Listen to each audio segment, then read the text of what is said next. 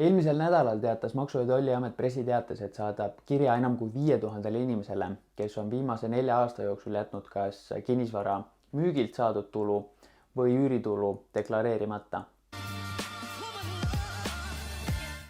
Täpselt nii. Maksu- ja Tolliamet võis saata sulle kirja, kui on alust arvata, et oled kas kinnisvara müügist saadud tulu või üüritulu jätnud deklareerimata. Ja saada võis siis kas sellise meeldetuletava kirja, aga võib oodata ka telefonikõnesid või lausa kutset vestlusele. MTA maksuauditi osakonna üksuse juht Erki Paulus ütles pressiteate vahendusel, et MTA tõhustab järjepidevalt enda süsteeme, et maksude vältimised tuvastada ja kui jätad maksud maksmata, siis on üha suurem tõenäosus, et peagi saad ka sina sellekohase kirja või kõne. Peaksin telesse minema.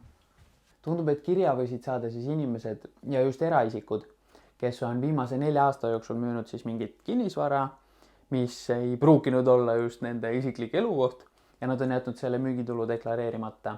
Või siis neil on mingeid ruume antud üürile, millelt ei ole siis üüritulu deklareeritud.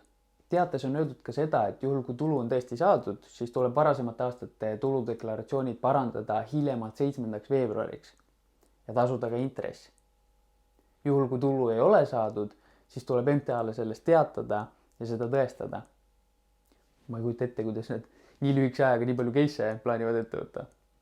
Päris korralik haarang ikka.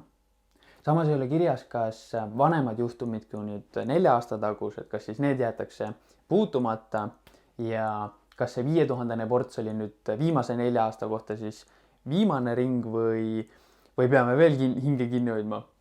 Ma arvan, et protsesside selgemaks tegemine ja probleemi korral inimesega kommunikeerimine on tegelikult iseenesest tervitatav. Vahest küsitakse minult ka, ma maaklerina ütlen talle, et ma ei saa sulle 100% öelda, et nii on. Ma loodan, et siit tuleb kõvasti sellist praktikat, mis nüüd selgeks vaieldakse ja hiljem me saame siis selle järgi juba joonduda. Igatahes olge valvsad ja mõelge enda otsused läbi.